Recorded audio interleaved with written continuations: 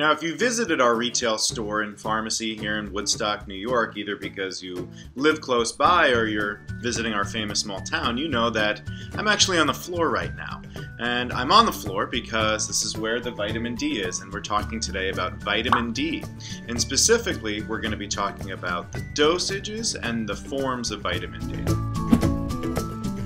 Now, there are two types of vitamin D. Vitamin D2, which comes from plant sources like mushrooms and lichen, and vitamin D3, which comes from animal sources. Now, we recommend to stay far, far away from vitamin D2. Vitamin D3 is the more bioavailable form, meaning our body utilizes it more, and it maintains vitamin D levels much better than vitamin D2 does. So when you're buying vitamin D, look for vitamin D3 only. Now, vitamin D can come in lots of different dosage forms: capsules, tablets, powders, soft gels, liquids, just to name a few. And our recommendation is to avoid all of the dry powder forms of vitamin D. Vitamin D is best absorbed in its liquid state, so that means only liquids or soft gels, which of course are liquids inside of their little soft gel encapsulation. So to get the best results, take vitamin D3 and take it from only liquid sources like soft gels or liquids.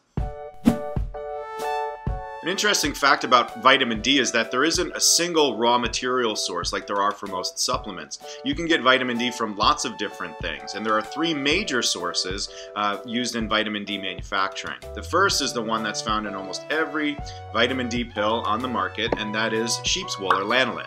They expose the sheep's wool to UV light, and that converts it into vitamin D.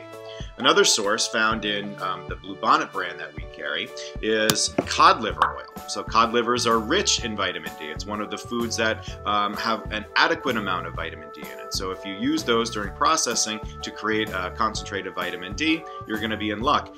The really interesting thing about cod liver oil, just as an aside, cod liver oil people would take the spoonfuls of, and now they taste a lot better than they used to for sure.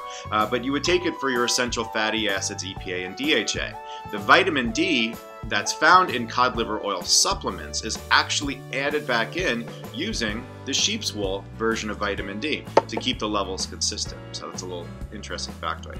Finally, the last source of vitamin D is an animal-friendly source. It's coming from lichen, so it's typically marketed as a vegan vitamin D. And these soft gels are delicious. I would recommend, if you have a sweet tooth like me, to avoid these because you want to just have more than one. So that's it. Those are the three sources of vitamin D. All of them are the same. So whether you take it from cod, from sheep's wool, or from lichen, you're getting vitamin D.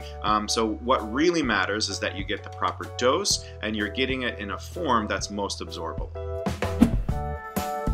A common question we're asked is, how much vitamin D should I take?